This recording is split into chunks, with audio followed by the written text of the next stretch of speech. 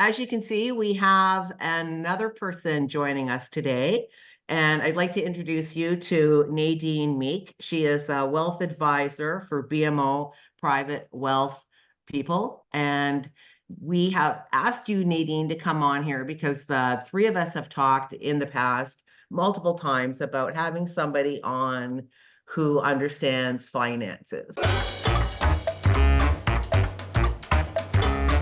Certainly my experience growing up was very limited. Like my dad took care of all the bills. Mom never got involved with anything. You don't get taught anything at school.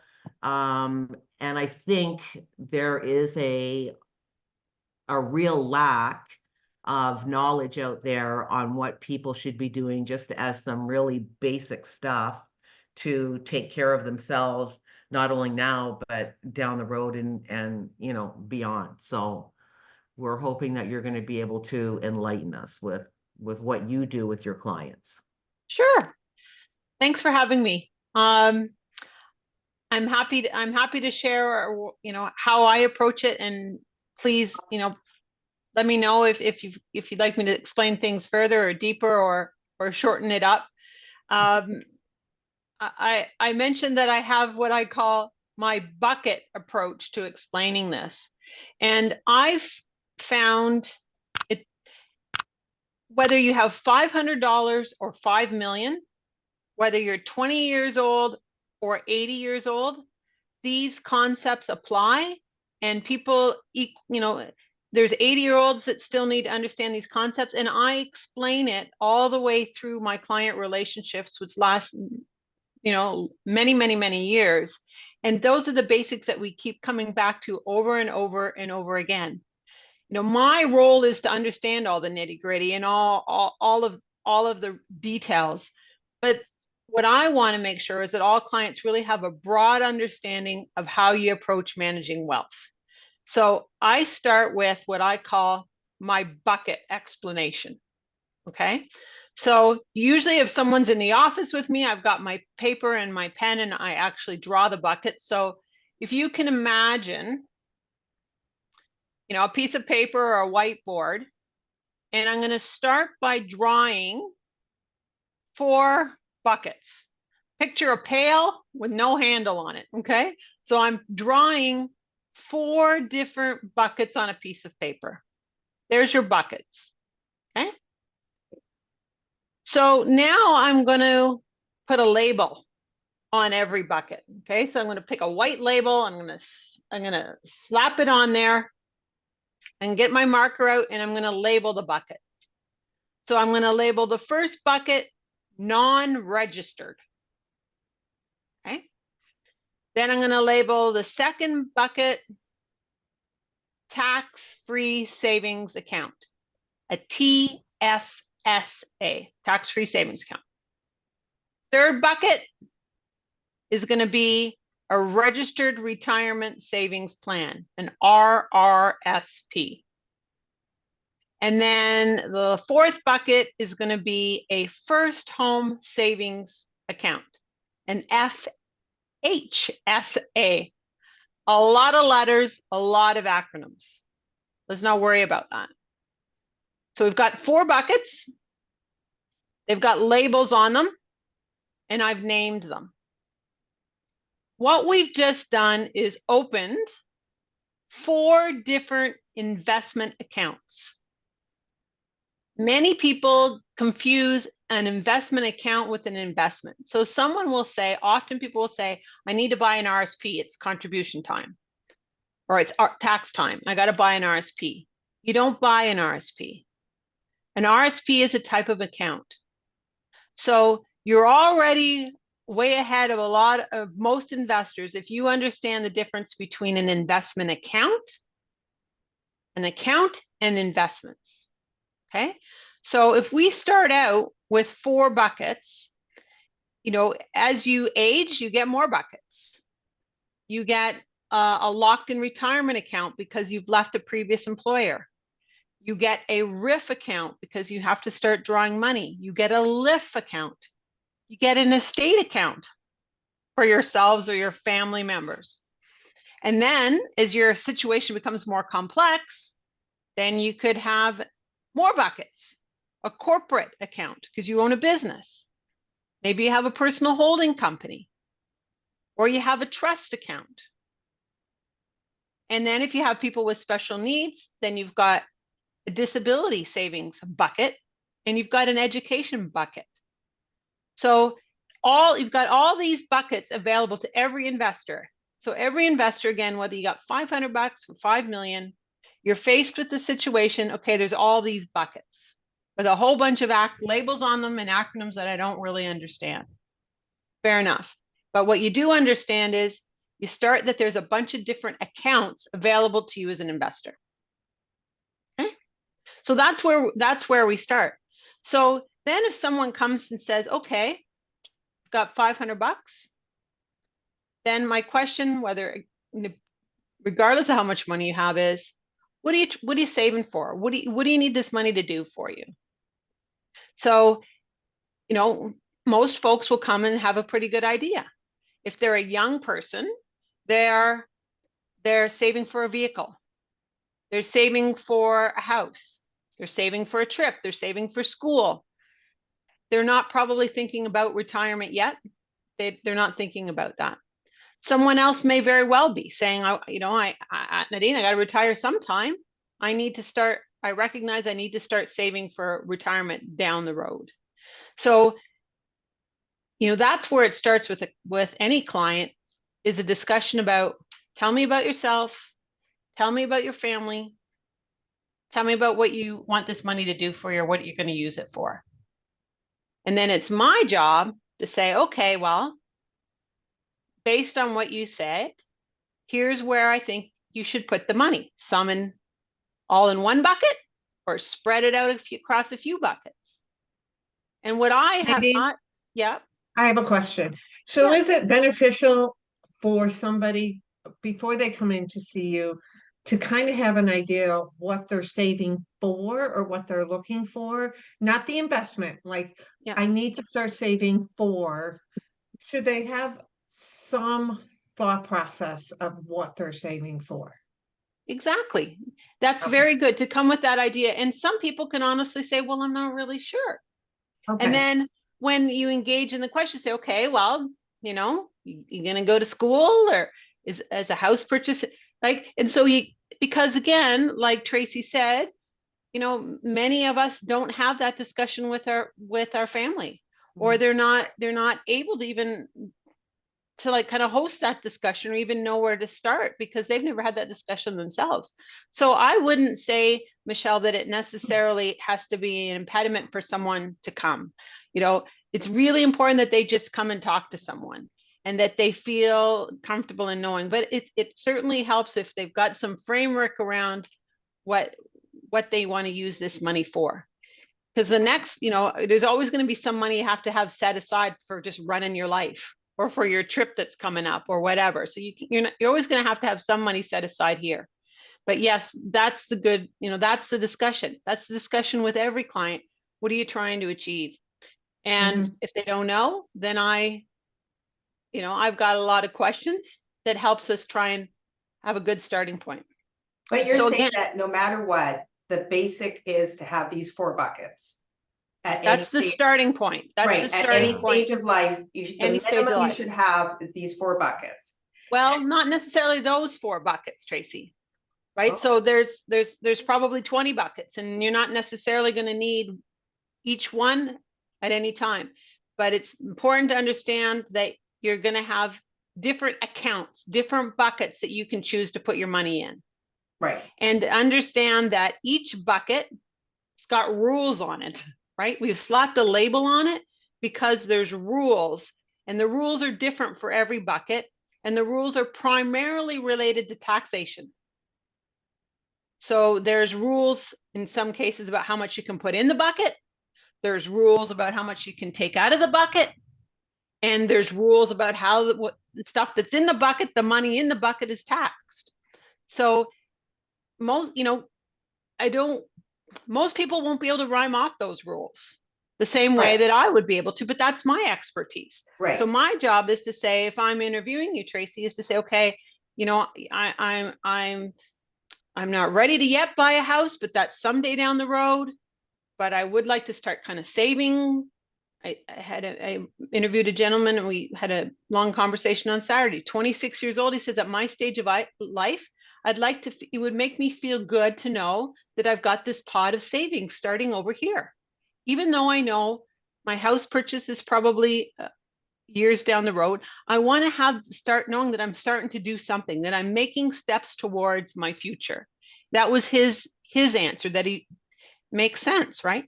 But he understood at the end of our meeting that there are different accounts and we got to figure out where to put the money in.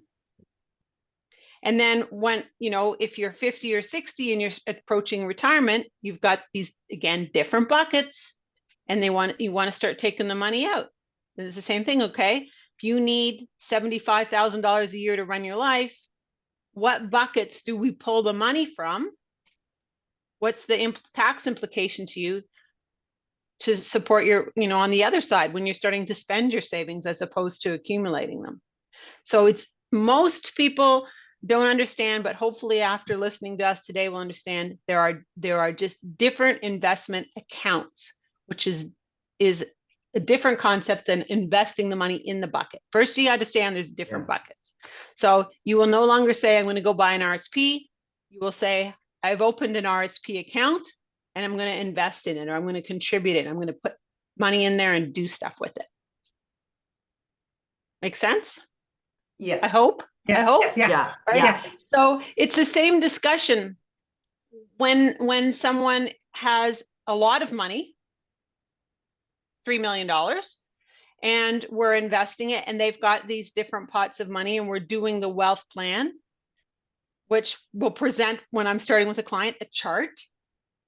And I will say to the client all the time, I'll say, okay, we're looking at the chart. We'll say, pretend it's you, Michelle. Okay, Michelle, here's your life in a chart. And we've got these different buckets of money now. You know, at your age and stage, here's your house. Perhaps you might have a vacation property or something. There's that bucket. Then you've saved, so you have an RSP bucket. And on the graph, that's dark green on my graph, okay? So you've got your purple money, which is property. You've got your green money, which is RSP. You have a tax-free savings account, which is a different color again. And then you've got non-registered money. And I'm always saying to clients, okay, here's your assets. Here's how much money you have now, and here's how much we project over your lifetime. These are our different buckets. Here's where we want to save, why we want to move money from this bucket to this bucket, or why we want to take money out of this bucket. It's the same conversation, and that really resonates with clients, and they get the idea. And again, it's mostly about taxation, about where you're going to put the money in and where you're going to take it out. So if you're someone coming in and you're going, oh, this is a very intimidating, all of a sudden you're talking about investments, and I just have this paycheck coming in and I just want to divvy it up somewhere. First of all, I'm hearing don't have a savings account, have investments accounts. Is that correct? Rather than most people have a bank account. You're going to have a bank account, right? But and that's your operating money. Get the money working for you rather than just sitting there. And so, correct. Before they talk to you, what are they just basic? I've got some money here. What do I do with it? Then they come and talk to me. So you're saying right away, no matter what, you've got a paycheck coming in, come get that money working for you. Yep. And typically what I would say, so if we were, think about the 26-year-old, for example, I'll use that situation. So 26-year-old had money gifted, a $5,000 gift from an inheritance from a grandparent. They didn't know wasn't coming. And he had about $12,000 saved in his bank account from working.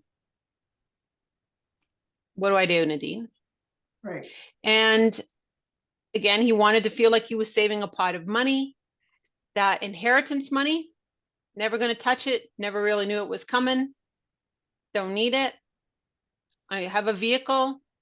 House purchase is a while away. And so what we did is we did a couple of things. A tax-free savings account. So he ended up keeping $6,000 in his bank account to run his life, to do things he wants to do. And then we put the rest of the money, $11,000 in total, in his tax-free savings account. So a tax-free savings account has rules about how much you can put in. You start accumulating room on your 18th birthday, as long as you were 18 in 2009 or younger. So you accumulate money. The government's going to restrict how much you can put in a tax-free account because they like to collect their taxes.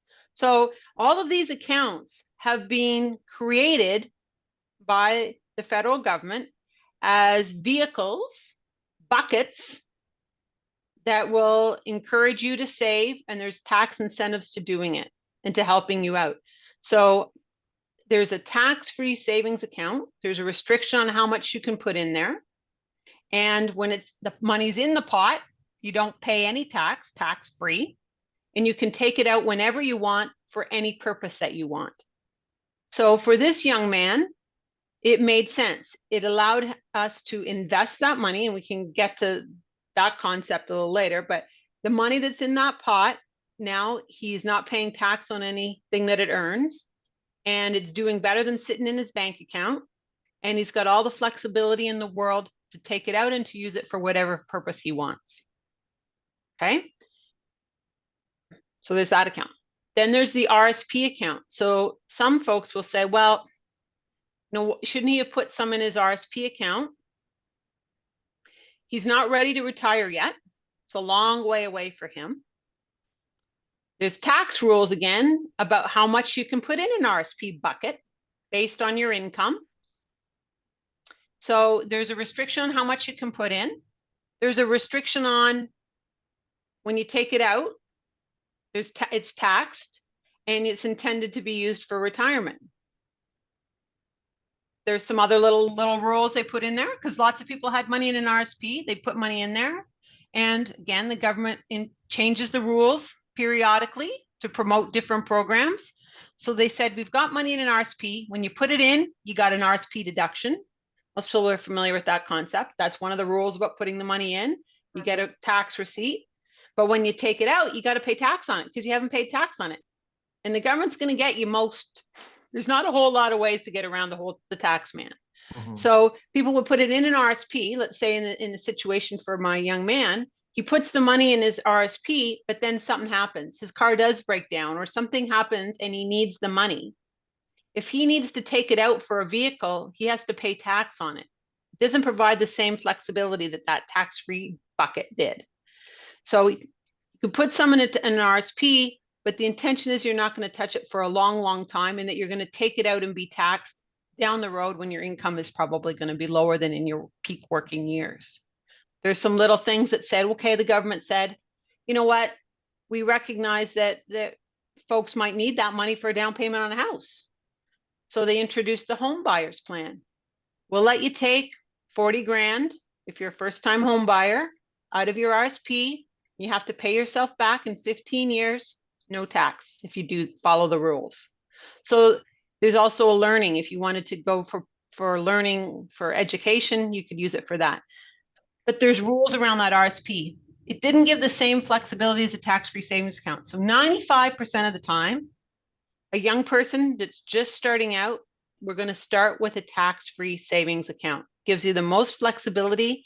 It allows us to put money in. It allows us to learn about the investments we're going to put in the pot and how to invest them, but it doesn't lock them in. Another question, Nadine, kind of off of Tracy Gurney's question. If somebody is listening to this and starting to think, I get a paycheck in, I don't have a chunk of money to put in there yet.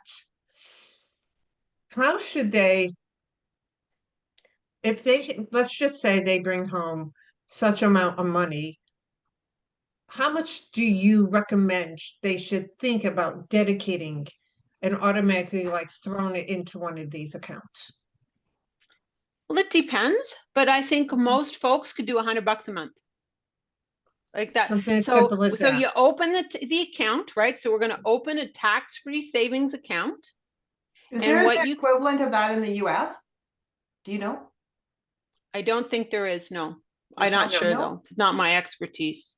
Right, sorry, I realize that, it's just that we do have US viewers, and so Yeah, I'm just wondering, I there might don't be think the so, because the equivalent. US government doesn't recognize the tax-free savings account as they treat a Canadian tax-free savings account as a taxable account from a tax perspective. No, but I was just wondering if there's something equivalent in the US, but I'm afraid I don't know. That's right. No. So if we have the person that's just starting out, recognizes they want to save, we would probably open a tax-free savings account for them. And we would start with $100 a month, and it's called a pre-authorized contribution. So we set it up that $100 comes out of their bank account on a monthly basis, and it automatically goes into an investment. Inside that bucket, Right. Right. So and that's what you I'm can start trying that to, small. right. That's what I'm thinking. Even here in the US, you can do something too.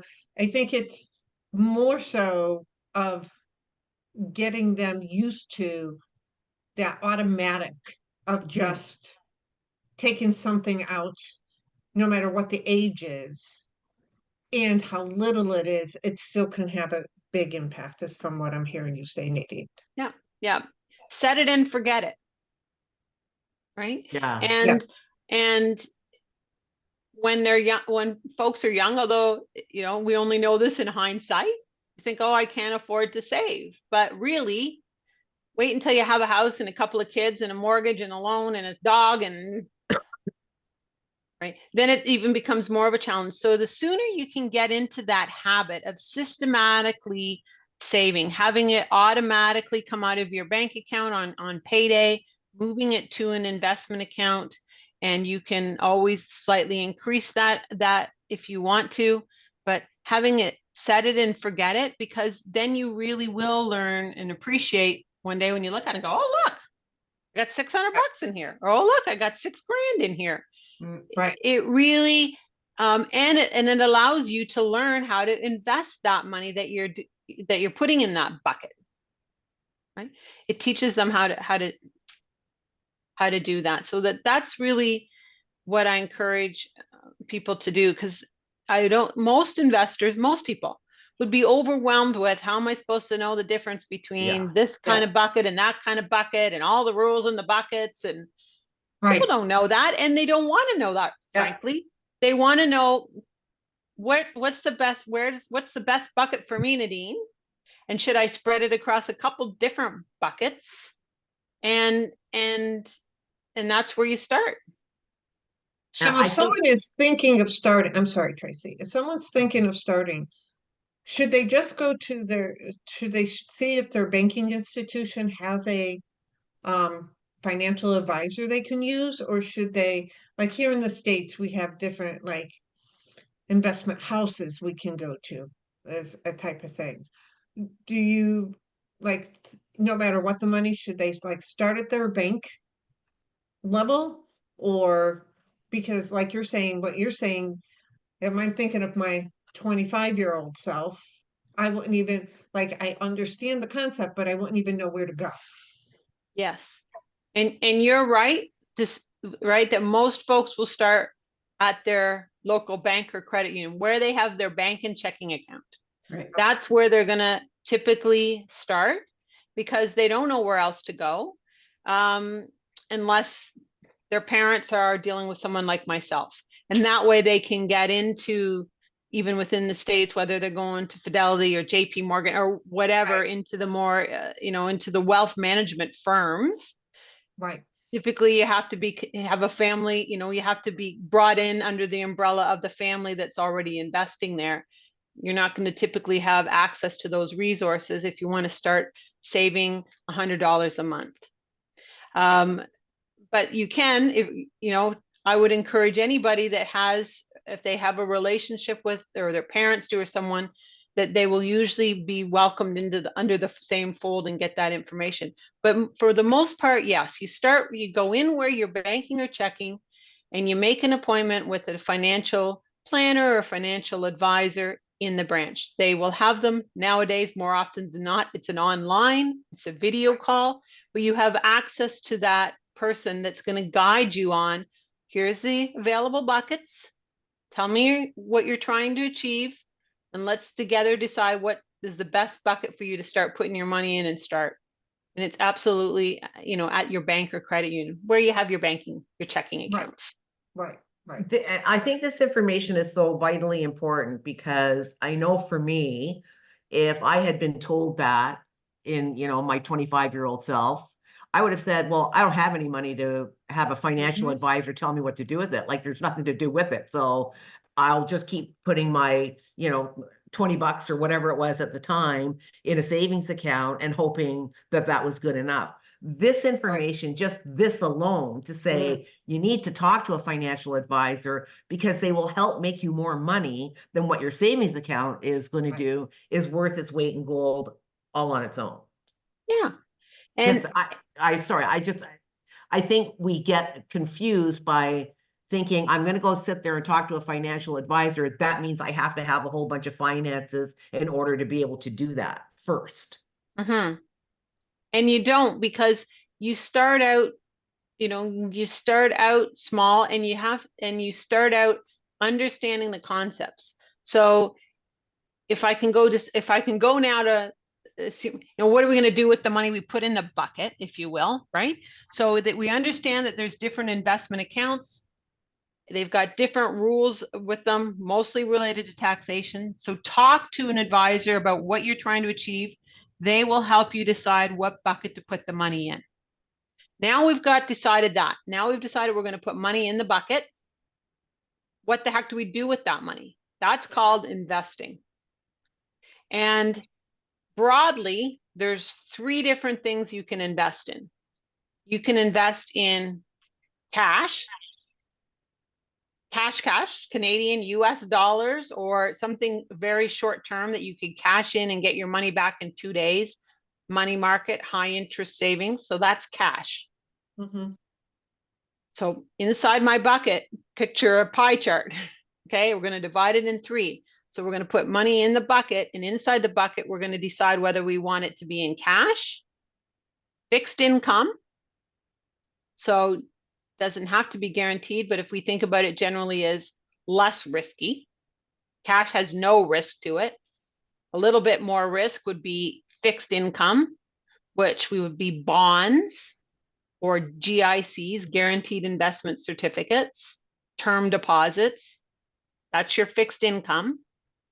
And then the third piece of the pie is equities, stock, shares. Those are synonymous terms. And that has more risk to it. So now that someone's decided in our example that they're going to put $500 in the tax-free savings account, or in the example of my young man where we were going to put $11,000 in the tax-free savings account, now what? So it circles back to the goal. Well, if you're going to use this 11 grand and you need a chunk of it to buy a car or something, you can't put risk on it, because you're going to be darn upset if your 8 grand when you go to buy the car is worth 7 grand. You can't have that. So you have to keep it relatively safe, still earning a return. Today, when interest rates are very good, that can pay you in my accounts 4.75% on cash. Not always going to stay that high, but that's pretty darn good compared to what you're doing in a bank account, which is probably close to nothing. So within your bucket, you're saying, okay, now when am I going to need to take this money out? How much risk can I put on it? So you might put, in our case, we have a little bit in cash. Then you say, okay, I'm going to have fixed income. I don't want a lot of risk. I'm new to this thing, this whole investing thing. I want that money to be there when I come back, but I don't need to touch it for 2 years. I know, because this was inheritance from my grandparent. I didn't know it was coming anyway. I'm going to set it aside and keep it for something special down the road, maybe towards a house. So I can lock it up for 2 years. I'm 100% sure I don't need it. Buy a 2-year GIC, guaranteed investment certificate. It's locked in. So you put $8,000, it's going to pay you 5% for 1 year. And at the end of the year, you get your $8,000 back, and 5% or $400. Right? You got a 5% return on that money. In Canada, it's in the tax-free savings bucket, so you're not paying tax on the earnings either. And then the other part of it is the equity, which is a bigger conversation. But typically what I do with young people is I want them to learn what it's about to own an individual stock. I want them to understand what a mutual fund is, and I want them to understand what an exchange traded fund is. So we buy a little bit, like $1,000 of a mutual fund, $250 in 4 different stocks, $500 in an exchange traded fund, just to get people that are started to understand what the difference is. Because again, if you can get that in your 20s, you're way ahead. You're way ahead. Just understanding those concepts and how they work. So typically that young person, I say, get out your phone, because they all got one, right? Get out your phone. We almost all have them. Get out your stock app, which comes loaded on every cell phone. And okay, now we're going to learn about those different things and how they work. Ladies with me? Yeah, that's actually, it's I'm regretting brilliant. my 20s. Yeah, it's like, seriously, but this is what's so great about this, because again, we aren't talking about huge quantities of money in order to get all of this stuff down and understood. And, really, like we're not talking large quantities, and the difference it could make to people's finances if they were doing this in their 20s, when they get to be 35, 40, 45, 50 in retirement, is huge. It's huge. And it's not so much that it is part of it, certainly, that they're going to start early and start learning, but they're going to learn the concepts earlier, and that's going to pay dividend. Right? Virtual dividends. Because again, when you bring up your app, right? If you bring up your stock app, the first thing it's going to say is the S&P 500 and the TSX S&P, which is the Toronto market. And it's going to have, and again, I spend a lot on education. What does that even mean? The 4 of us probably still watch the news on television. Young people don't, but we watch the news on television. We have, we know that on the news reporter says today the Toronto Stock Exchange was down 35 points to 2870. And they say that, press, right? Press in New York. Most of us all know what that means, because they also put it on the screen, and they put it in green or red. Yeah. Yep. That's all we know, right? It went up and it's green on the screen. That's good. It went down. It's red. Probably not so good. That's the extent of most people's understanding of what they're even telling us on there. So I explained that that's just an indicator. It's a level. It's what we call it, an index. So there's an index. There's the Toronto stock. We call, I would say, okay, what's the Toronto Stock Exchange doing? What I'm really saying is, what does the S&P TSX index doing today? What's the level? Is it up or is it down, and by how much? Can't buy the index. It's just an indicator, like a thermometer. We look at the thermometer and it's up or it's down. It's higher than 0 or lower. It's a cold day or it's a hot day, right? It's an indicator of what's happened that day, and it changes throughout the day, just like a thermometer does. And it changes over time and through seasons or economic cycles. So when we look at that indicator, we're looking at the index, and it's quoting to us indexes that represent a basket of stocks on the Toronto Stock Exchange, or in the case of the S&P, the 500 largest stocks on the New York Stock Exchange. Then they throw in this thing called the NASDAQ. What the heck's the NASDAQ? It's an acronym, right? NASQAD.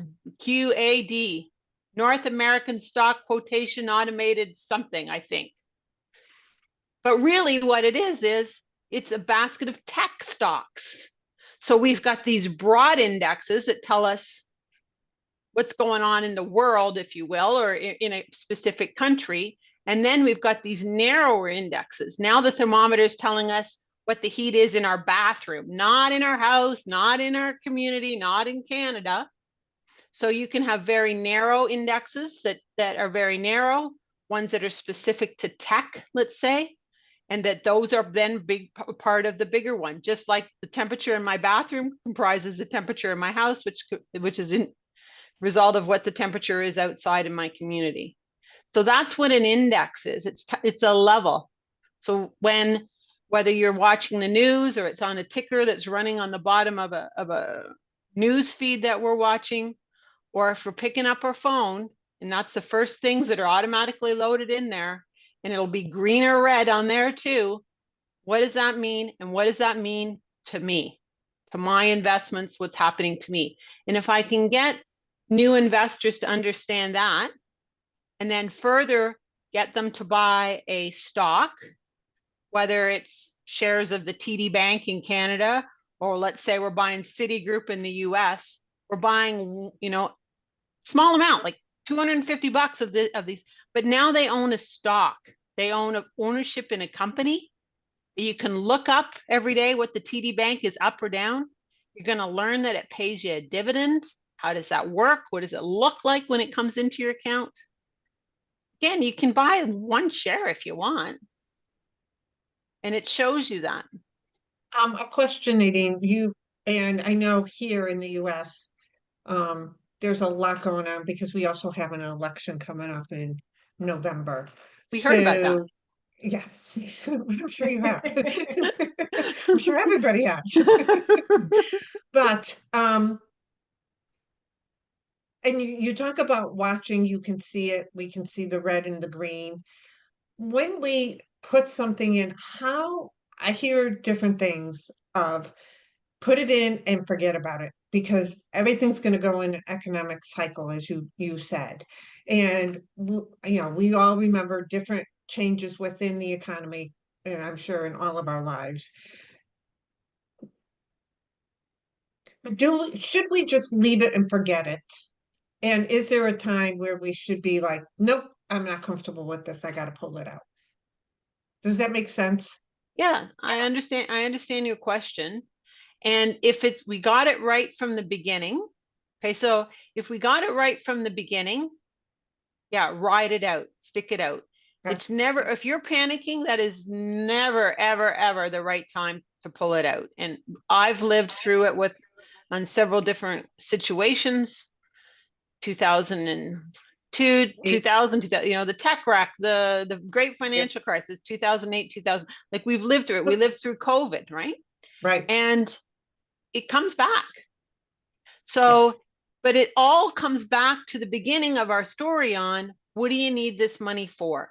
So if you need this money for you've got it in something more conservative that you're not at the mercy of the markets. So the amount that you're going to put in that equity piece of the pie, that stock, the riskier part of it, is going to be a function of how long you can leave it in there. When do you need it? Kind of the rule of thumb is if you need that money for anything within the next 3 years, don't put it in the stock market. That's what I wanted to hear. Thank you. That's what I wanted to hear because I think sometimes people who aren't understanding the stock market may think, oh, I'm going to put it in for a quick return, and then they panic when something happens. So I love the $100. I love getting people used to that savings aspect of it. I like you don't see it, it goes away, let it go. So it's almost to the younger you are, taking that $100, throwing it in with your advisor, putting it away, and just literally forgetting about it. Yeah, and picking something broad. So if we're going to forget about it, right, we're not going to put it all in one stock, right? How are we going to do that? So if we talked before about the indexes, so in the US, the S&P 500, you can't buy the index, But if you want to have exposure to US stocks and you want it to be a basket of everything, you know, don't have all your eggs in one basket, diversify. We've all heard those terms. Yeah. Then what you're going to do is you're going to buy a mutual fund or an exchange traded fund that replicates what's in the S&P 500. So now you've got broad exposure across different industries, and if a whole bunch of different stocks, and then you can set it and forget it. Okay. Because we know that over time that will serve you well. Right. The problem is, you know, we've all been given the charts, right? Look, if you leave your money in here for 20 years, you're going to be a zillionaire. Like, it's going to be great. And a big part of my practice is, you know, they call it behavioral finance, but it's really holding people's hands and making sure that they can stick with the plan. And we have a plan. There's the other thing.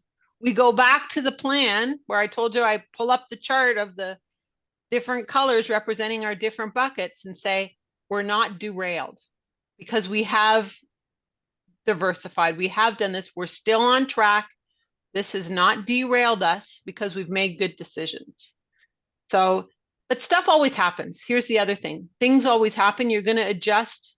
You're going to change that, how we have the money in the buckets invested. We're going to have how that changes over time.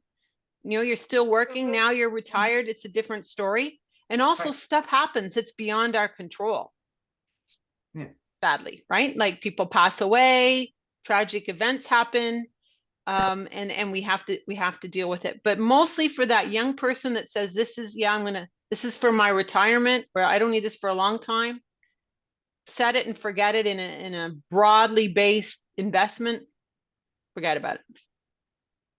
Okay, so I find that one of the biggest reasons people, let's say me, don't look at wealth investment and all that is, one, intimidation. I'm like, I don't know what you're talking about, which I do now. But also, I don't know what I'm looking for in that person. And like, Very good question. there's a planner, there's a wealth investment. So what, as a, you know, okay, because I'm going to do it all myself, which I never did, but I keep telling myself, oh, I'm going to do it. I'm going to do it. And then I finally realized I'm not going to do it. So I'm going to take that step and look for that person to guide and help me. What am I looking for in that person? Because say you weren't available. Let's just say.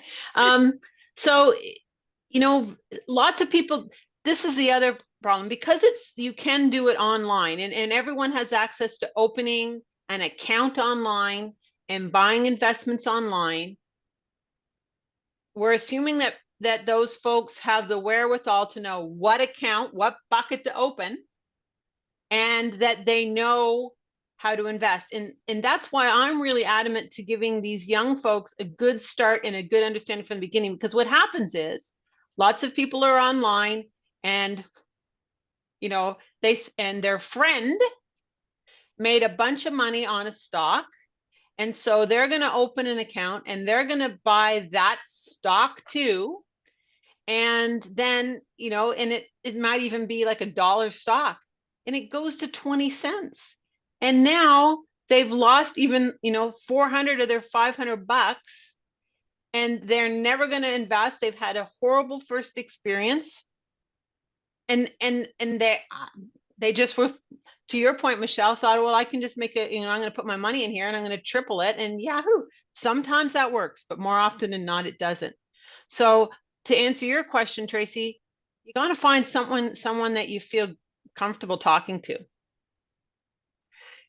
Most of, you know, if you're in that role within in a bank or a trust company or an advisory role, we all have credentials that we have to have.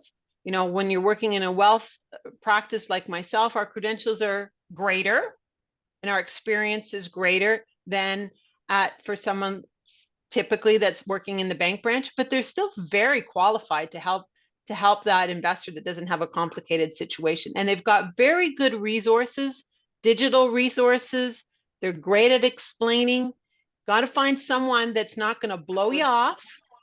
Someone that's going to respect that that you're trying to learn and it has the time to teach you.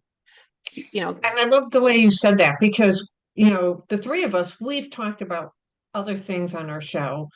And one of them was, I'm going off on tangent for a second, like even finding a doctor. If you sit down with a doctor and you don't like that doctor, go find another doctor. next. Right. And so from what I'm hearing you say, Nadine, we should do the exact same thing when we sit down and talk to a financial advisor. We have to Yeah. feel that same type of connection and comfortableness that they're listening to us. They are not blowing me off because I only have $100 this month to invest, and that type of aspect. And because we always laugh, if you get a bad haircut, you probably won't go back to that hairdresser again. But No again, way. when it comes to our health and now our money, we sit and take rudeness, that person's not listening to us, that I didn't feel valued. But you're saying we should do the exact same thing with a financial advisor, that if we don't like or feel comfortable who we're talking to, go find another one. Go talk to someone else. Yeah. Yeah. And it could even be someone else in that same bank branch, right? It's just, there's, I like teaching. Other people don't. It doesn't mean that they're not qualified investors or, but yeah, you have to be comfortable. You have to feel heard, and they don't, you don't want to sit across from someone that's trying to impress you and throw out stuff and make you feel stupid. And Yeah. because most people don't know, and it has nothing, when I say most people don't know, it really is common across all ages and all amounts of wealth. People just don't know. They don't know. Right. And they just Yeah. want someone to explain it to them. Mm. And once they get comfortable, and they can see that that's being explained to them, even if they don't fully understand it, if you trust the person that's across the table from you that's giving you the advice, I got that part of it. Next time we'll talk about it again. I'll absorb a little bit more of that. Or they're gonna explain it every time. Okay, we're gonna take money out of this bucket, and here's why. We're gonna add to this bucket, and here's why. But absolutely, it's just, you got to find someone that you're comfortable with. This has been wonderful and so much information. I don't want to go way too long because I don't want to lose the viewers, and we're trying to respect your time also. So Tracy, do you have other questions for Nadine? No questions. I just want to talk about the brilliance of the fact that, first of all, just to even change your thinking in terms of Mhm. it's not a savings account, I'm going to have an investment account Mhm. is Yeah. like I know that was a it's big putting money. switch on my head. I know. Yes, I was mine like, too. yeah, like huge, huge. And the Right. fact that you don't have to be sitting there with tons of money before you decide that you're going to go talk to somebody. Yeah. Like Yeah. two huge And- takeaways for me. Yeah, and I like the way you said that, Tracy. It's a mindset change. And I think that's something we want to empower people with.